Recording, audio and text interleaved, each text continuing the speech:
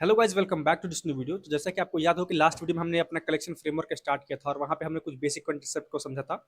और आज की इस वीडियो में हम पढ़ने वाले हैं हमारे कलेक्शन फ्रेमवर्क के दो बहुत ही बेसिक और इंपॉर्टेंट इंटरफेस के बारे में, जो है आईट्रेबल और कलेक्शन इंटरफेस। कलेक्शन फ्रेमवर्क अलग चीज है और कलेक्शन इंटरफेस अलग चीज है। तो इस वीडियो में हम पढ़ने वाले हैं कलेक्शन इंटरफेस क्या होता है। हमारे कलेक्शन फ्रेमवर्क का एक पार्ट है कलेक्शन इंटरफेस और हमारा आईट्रेबल। ये दो जो है बहुत ही बेसिक और इंपॉर्टेंट है। इंटरव्यूअर कई बार क्वेश्चंस यहाँ से पूछते हैं, तो आप लोग इस वीडियो को शुरू से अंत तक देखिएगा क्योंकि ये बहुत ही इंपॉर्टेंट है। अगर आप कलेक्शन फ्रेमवर्क को बहुत ही अच्छे से समझना चाहते हैं तो ये टॉपिक जो है आपके लिए बहुत ज़्यादा इंपॉर्टेंट होने वाला है। तो वीडियो को शुरू से अंत तक देखिएगा। वीडियो अगर पसंद है तो वीडियो को लाइक करें, चैनल को सब्सक्राइब जरूर कर लीजिएगा। चलिए शुरू करते हैं।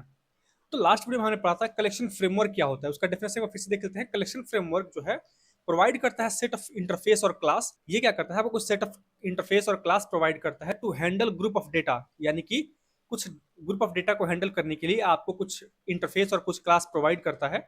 आईट्रेबल and collection are two fundamental interface for this framework, यानी कि आईट्रेबल और कलेक्शन इंटरफेस जो है दो बहुत ही बेसिक और इंपॉर्टेंट जो है इंटरफेस है। तो ये दोनों टॉपिक है बहुत ही ज्यादा इंपॉर्टेंट है, इसलिए आप वीडियो को शुरू से अंत तक देखिएगा, वीडियो को स्किप मत कीजिएगा। सबसे पहले बात करते हैं आईट्रेबल इंटरफेस की। अभी आईट्रेबल इंटरफेस क्या होता है? आईट्रेबल इंटरफेस जो है ये हमारे कलेक्शन फ्रेमवर्क का बेस इंटरफेस है। ये क्या है? बेस इंटरफेस है। ठीक है, यानी जो हमारा कलेक्शन फ्रेमवर्क है उसका सबसे बेस जो इंटरफेस है, सबसे जो टॉप मोस्ट है, सबसे सबका जो रूट है, वो कौन सा है? वो है हमारा आइटरेबल इंटरफेस। वो कौन सा है? आइटरेबल इंटरफेस है। ठीक है, इसके मैंने बताया था कि इसको एक्सटेंड करता है दूसरा क्लास। ये हमारा हो गया आइटरेबल। इसके बाद आता है कलेक्शन। ठीक है, ये हमें क्या क्या प्रोवाइड करता है, इसका हम कैसे डिक्लेयर करते हैं आइटरेबल, और एंग्लो ब्रैकेट के अंदर में हम लिखते हैं इसका टाइप, यानी हम कौन से टाइप का आइटरेबल बनाना चाह रहे हैं। ठीक है, तो आइटरेबल जो है इसका एक इंटरफेस है, इसको आप ऐसे देख सकते हो। ये हमने कैपिटल आई से लिखा हुआ है, इसका मतलब क्या होगा कि ये एक इंटरफेस है। इसके अंदर जो है एक बहुत ही इंपॉर्टेंट मेथड है जो कि है आइटरेटर। बहुत ध्यान से देखिएगा, ये क्वेश्चन कई बार इंटरव्यूअर पूछते हैं कि जो आइटरेटर मेथड है ये कौन से इंटरफेस के अंदर में है। आइटरेटर जो मेथड ये कौन से इंटरफेस के अंदर में है? तो आप क्या बताओगे? ये जो है आइटरेबल इंटरफेस के अंदर में है। कहां पे है? आइटरेबल इंटरफेस के अंदर में है। ये हमें एक चीज और प्रोवाइड करता है जिसको बोलते हैं फॉर ईच लूप। एक फॉर लूप का जो है इनहांस्ड वर्जन, जो आपने फॉर लूप पढ़ा था उसका एक इनहांस्ड वर्जन जो है हमें यहाँ पे मिलता है आइटरेबल इंटरफेस के अंदर में, जिसको हम बोलते हैं फॉर ईच लूप। क्या बोलते हैं उसको? इसको बोलते हैं फॉर ईच लूप। ठीक है, हमारे आइटरेबल इंटरफेस के अंदर में जो है हमारे फॉर लूप का एक बहुत ही इनहांस्ड वर्जन हमें मिलता है जो कि है फॉर ईच लूप। अब इससे क्या फायदा है फॉर ईच लूप से? तो जो हमारे पास कलेक्शन का ऑब्जेक्ट होगा ना, जो भी हमारे पास कलेक्शन का ऑब्जेक्ट होगा, तो उस ऑब्जेक्ट के अंदर में जो भी डेटा पड़ा हुआ है सबको हम एक एक करके एक्सेस कर सकते हैं। किसके थ्रू? इस फॉर ईच के थ्रू। और ये जो है सबसे क्या है, ये सबका बेस जो है ये क्या है? हमारे use for a base for collection, यानी ये हमारे कलेक्शन इंटरफेस का जो है बेस है। आई होप कि ये चीज आपको समझ में आ गई होगी। अब हम बात करते हैं कलेक्शन इंटरफेस के बारे में। कलेक्शन इंटरफेस क्या है? ठीक है, देखिए ये क्या करता है, हमारे आइटरेबल जो इंटरफेस है ना इसको एक्सटेंड करता है। क्यों एक्सटेंड करता है? ये भी एक इंटरफेस है और आइटरेबल जो है ये भी एक इंटरफेस है, तो एक इंटरफेस दूसरे इंटरफेस को हमेशा एक्सटेंड करता है। ठीक है, तो ये क्या करेगा कलेक्शन हमारा, हमारे आइटरेब जो हमने पढ़ा अभी आइटरेबल इंटरफेस उसको ये एक्सटेंड कर लेता है, यानी कि जो भी क्लासेस इसके बाद कलेक्शन को ये करेगा एक्सटेंड या इंप्लीमेंट करेगा, उसके अंदर जो है बाय डिफॉल्ट आइटरेबल की जो इंटरफेसेस थे, आइटरेबल के अंदर जो मेथड्स थे वो ऑटोमेटिक वहां पे आ जाएंगे। क्यों आ जाएंगे? क्योंकि ये जो आइटरेबल है, क्योंकि जो आइटरेबल है वो सबका क्या है? बेस है। यानी कि जो भी क्लासेज या जो भी इंटरफेस जो है कलेक्शन इंटरफेस को अपने अंदर इनहेरिट करना चाहेगा, उसके अंदर जो है बाय डिफॉल्ट प्रॉपर्टी किसकी आ जाएगी? आइटरेबल इंटरफेस की। ठीक है, इसको कैसे डिक्लेयर करते हैं? इसको लिखते हैं कलेक्शन और इसको हम टाइप ध्यान देते हैं। ठीक है, ऐसे इसके टाइप देते हैं। ठीक है, अब देखिए इसके अंदर में कुछ कॉमन मेथड्स मिलते हैं जैसे कि add, remove, size, clear, contents, ऐसे बहुत सारे मेथड जो है हमें इसके अंदर से मिलते हैं। और जो हमारे पास ये है ना, जो हमारे पास लिस्ट है, सेट है, क्यू है, इन सब का वो क्या है? वो सुपर इंटरफेस है। क्या है वो? सुपर इंटरफेस है। कौन सा? कलेक्शन जो है हमारे लिस्ट का, सेट का, क्यू का क्या है? सुपर इंटरफेस है। तो ये आई थिंक की पॉइंट आपको समझ में आ गई होगी।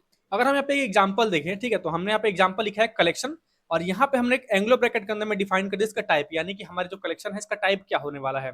तो हमने सपोज यहाँ पे दे दिया स्ट्रिंग की, यानी कि अभी हम स्ट्रिंग टाइप का बनाना चाह रहे हैं अपना कलेक्शन, यानी कि इसके अंदर सिर्फ और सिर्फ स्ट्रिंग टाइप का डेटा स्टोर हो। ठीक है, हमने यहाँ पे दे दिया फ्रूट्स, इक्वल टू हमने कर दिया, और यहाँ पे हमने क्या किया, एरे लिस्ट का ऑब्जेक्ट क्रिएट कर दिया। आप चाहे तो यहाँ पे लिस्ट का ऑब्जेक्ट क्रिएट कर सकते हो, क्यू का क्रिएट कर सकते हो, जिसका मर्जी आप यहाँ पे सेट का भी क्रिएट कर सकते हो, यानी कि इसके जो भी चाइल्ड क्लास है उन सबका आप यहाँ पे ऑब्जेक्ट किसी का भी क्रिएट कर सकते हो। ठीक है, हमने आपको बोला कि इसके अंदर में ऐड मेथड है डेटा को ऐड करने के लिए, तो हमने यहाँ लिखा फ्रूट्स डॉट ऐड एप्पल, यानी कि जो भी हमें इसके अंदर पास करना होगा उसको हम यहाँ से पास कर देंगे, सेट कर देंगे, उसके अंदर में ऐड कर देंगे। फ्रूट्स डॉट ऐड, यहाँ पे हमने ऐड कर दिया बनाना, फ्रूट डॉट ऐड, यहाँ पे हमने ऐड कर दिया चेरी। तो ये तो हम हो गया ऐड करने का तरीका। ये हमने लास्ट वीडियो में भी देखा था कि जब हम बेसिक पढ़ रहे थे वहां पे हमने देखा था कि कैसे उसमें ऐड करते हैं। ठीक है, अब देखिए अगर हम ये चाहते हैं, अगर हम यहाँ पे लिखते हैं system dot out dot println, और इसके अंदर हम इस फ्रूट्स को प्रिंट करते हैं, ठीक है, तो हमें क्या मिलता, हमें ऐसे मिलता, ऐसे लिख के फिर यहाँ आता एप्पल, फिर कमा, फिर आता बनाना, फिर कमा आता, फिर उसके बाद चेरी आता, ऐसे आता ना मेरे पास। ठीक है, लेकिन हम ये चाह रहे हैं कि जो भी इसके एलिमेंट है सबको हम अलग अलग एक्सेस कर सके, सब कुछ हम अलग अलग एक्सेस कर सके, उसके लिए हम यूज करेंगे फॉर ईच लूप का। फॉर ईच लूप कहाँ से आया है, यह है आइट्रेबल इंटरफेस के अंदर में से। कैसे इसका यूज करते हैं, हम लिखते हैं फॉर, इसका टाइप क्या है, इसका टाइप क्या है, स्ट्रिंग, तो हम यहाँ लिखेंगे स्ट्रिंग। ठीक है, वेरिएबल का नेम जो भी आप यहाँ पे देना चाहो यहाँ पे देते हैं वेरिएबल नेम, और यहाँ पे देंगे कॉलन, उसके बाद देखेंगे अपना रेफरेंस वेरिएबल, जो हमारे कलेक्शन का रेफरेंस वेरिएबल है उसको हम यहाँ पे डिक्लेयर कर देंगे। ठीक है, ये क्या करेगा, हर बार जो है इस फ्रूट से एक नया फ्रूट निकाल करके हमें प्रिंट कर देगा। इस फ्रूट्स वाले जो हमारे पास कलेक्शन है इसके अंदर से हर बार जो है एक सिंगल सिंगल ऑब्जेक्ट जो हम इसको प्रिंट कर सकते हैं। ये कितनी बार चलेगा, जब तक हमारे पास इसमें डेटा होगी तब तक ये चलेगा। ठीक है, तो ये फॉर ईच लूप हो गया। चलिए अब तो चलिए अपने चलते हैं इंटेलिजेंट आईडिया पर, वहां पे एक बार इसको छोटा सा प्रोग्राम देखते हैं। तो यहाँ पर हम आ चुके हैं अपने मेन क्लास के अंदर में, जो कि हमने यहाँ पे क्लास क्रिएट कर लिया, इसके अंदर हमारे पास मेन मेथड भी है। ठीक है, मैंने आपसे बोला था कि हम जो है कलेक्शन इंटरफेस पढ़ने वाले हैं, तो हम यहाँ लिखेंगे कलेक्शन। ठीक है, हमने लिखा कलेक्शन। अगर आपको यहाँ जैसे कलेक्शन आपने लिखा तो यहाँ पे क्या हुआ, इसने इंपोर्ट कर लिया कहाँ से, जावा डॉट ट्यूटोरियल पैकेज से। अगर आप इस पर कंट्रोल पे क्लिक करके उसके बाद आप इस पर क्लिक करोगे तो ये आपको ले आएगा कलेक्शन इंटरफेस, उसके अंदर में आपको ले आएगा ये, यानी हमारा क्या है कि इंटरफेस है। इसने क्या किया, एक्सटेंड किया हुआ आईट्रेबल को, आईट्रेबल को इसने क्या किया, एक्सटेंड किया हुआ है। और दोबारा से आप कंट्रोल पे क्लिक करके इस आईट्रेबल के अंदर में जाओगे तो यहाँ पे क्या मिला आपको, पब्लिक इंटरफेस और आईट्रेबल, यानी आईट्रेबल क्या हुआ, ये सबका पेरेंट हो गया। इसने किसी को एक्सटेंड नहीं किया है, ये सबका पेरेंट हो गया। कलेक्शन ने क्या किया है कि इसको एक्सटेंड किया हुआ है, यानी कलेक्शन क्या होगा, इस आईट्रेबल का चाइल्ड हो गया। ठीक है, अगर आप यहाँ पे ऊपर देखो तो यहाँ पे लिखा हुआ है implementing this interface allows an object to be targeted for the enhanced for statement. जब भी आप इस आइट्रेबल को इंप्लीमेंट करते हो ना, तो ये क्या करता है, आपको एक फॉर ईच लूप प्रोवाइड करता है। ये जो है आपके फॉर स्टेटमेंट जो आपने फॉर लूप पढ़ा था उसका एक इनहांस्ड वर्जन है। ठीक है, जिसको हम बोलते हैं फॉर ईच लूप।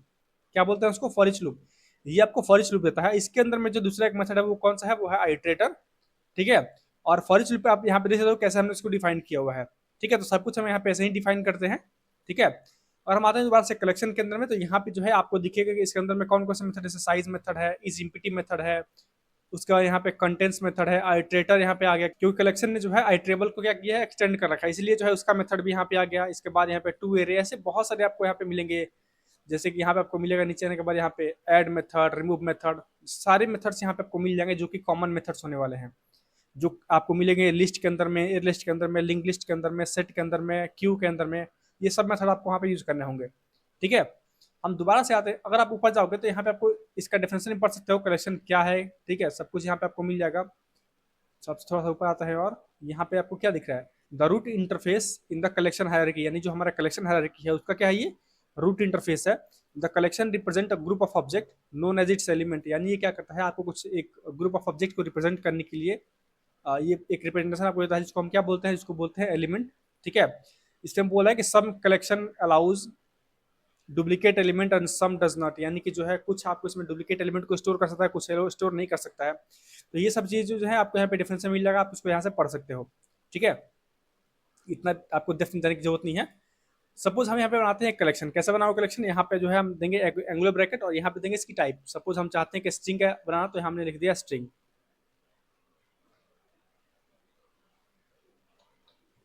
ठीक है, इसके बाद हम यहाँ लेते हैं फ्रूट। ठीक है, हमने दिया फ्रूट्स इज इक्वल टू, यहाँ लिखते हैं न्यू एयर लिस्ट। हमने क्या किया, एक एयरलिस्ट का ऑब्जेक्ट क्रिएट किया और उसको हमने क्या किया, स्टोर कर दिया कलेक्शन के अंदर में। क्यों हमने स्टोर, कैसे स्टोर कर दिया, क्योंकि ये जो है इसका चाइल्ड होगा। मैंने आपको जब दिखाया था हर की, वहां से आपको समझ में आ रहा होगा ये क्या है, चाइल्ड है किसी चीज का, कलेक्शन का। कैसे, इस लिस्ट ने क्या किया, एब्स्ट्रैक्ट लिस्ट को यहाँ पे कर रखा है एक्सटेंड। अगर आप इसके अंदर में जाओगे तो इसने क्या किया है, एक्सटेंड कर रखा है यहाँ पे एब्स्ट्रैक्ट कलेक्शन को और यहाँ पे लिस्ट को। ठीक है, अगर आप इसको इसके अंदर जाओगे तो इसने क्या किया है, कलेक्शन को इंप्लीमेंट कर रखा है। तो यहाँ यानी कि सबकी अगर आप मिला के देखोगे तो ये क्या हुआ, कलेक्शन सबका पेरेंट हो गया। तो पेरेंट के अंदर में हम चाइल्ड का ऑब्जेक्ट बना सकते हैं। आपको मैंने बताया था जब हम पढ़ रहे थे इनहेरिटेंस। तो ठीक है, तो यहाँ पे जो है हम इसको बना लिया ऑब्जेक्ट। यहाँ पे हम डेटा को स्टोर करेंगे कैसे, हम लिखेंगे फ्रूट्स। यहाँ पे यूज करेंगे ऐड मेथड का, हमने लिखा ऐड, यहाँ पे लिखेंगे सपोज मैंने लिखा बनाना। ठीक है, यहाँ पे हमने ऐड कर दिया। यहाँ से हम यहाँ पे दो और ऐड कर लेते हैं, यहाँ में लिख दिया मैंगो और यहाँ में लिख दिया चेरी। यहाँ पे हमने दो और ऐड कर दिया, यानी टोटल हमारे पास 3 फ्रूट्स हो गए यहाँ पे। अगर हम यहाँ पे प्रिंट करें system dot out println, यहाँ पे अगर हम फ्रूट्स को प्रिंट करें तो हमें क्या मिलेगा, हमें मिलेगा एक सिंगल लिस्ट। ठीक है, हमें यहाँ पे एक ही ऑब्जेक्ट के अंदर में जो है सब कुछ यहाँ पे मिल जाएगा, बनाना हो गया, मैंगो हो गया, चेरी हो गया, सब कुछ इसने क्या किया, एक सिंगल के अंदर में सब कुछ इसने प्रिंट कर दिया। लेकिन हम चाहते हैं कि सबको अलग अलग से एक्सेस करें, तो क्या लिखेंगे हम उसके लिए, उसके लिए यूज करेंगे अपने फॉर लूप का इनहांस्ड वर्जन। कैसे, हम लिखेंगे फॉर, उसके बाद यहाँ लिखते हैं टाइप, जो भी आपका टाइप होगा आप यहाँ पे टाइप लिखोगे। उसके बाद हो गया यहाँ पे वेरिएबल नेम, वेरिएबल नेम। ठीक है, कॉलम दोगे, उसके बाद यहाँ पे आप लिखते हो अपने कलेक्शन, यानी कि जो भी आपका कलेक्शन होगा यहाँ पे आप वो लिखते हो। इसके बाद इसके देते हो बॉडी।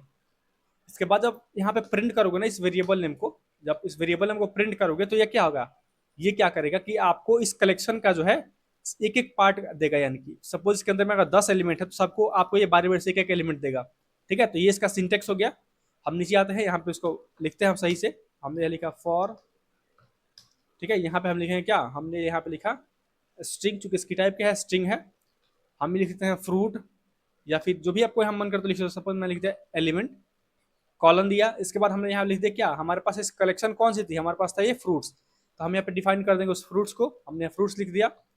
ठीक है, इसके बाद नीचे आएंगे, इसकी बॉडी देंगे, और बॉडी देने के बाद क्या करेंगे, यहाँ पे जब इस एलिमेंट को एक्सेस करोगे ना, मैंने प्रिंट किया इस एलिमेंट को, तो ये क्या करेगा, इसको इसमें से हर बार क्या करेगा, एक एक को टारगेट करेगा ये। ठीक है, और उसको हमें प्रिंट करेगा। इसको हम सेव करते हैं, दोबारा से इसको रन करते हैं। ठीक है, हमने इसको रन किया तो इस बार आपको दिखा कि एक एक करके सबको प्रिंट कर रहा है। यानी कि पहले बार इसने प्रिंट किया बनाना, दूसरी बार इसने प्रिंट किया मैंगो, उसके बाद इसने प्रिंट किया चेरी।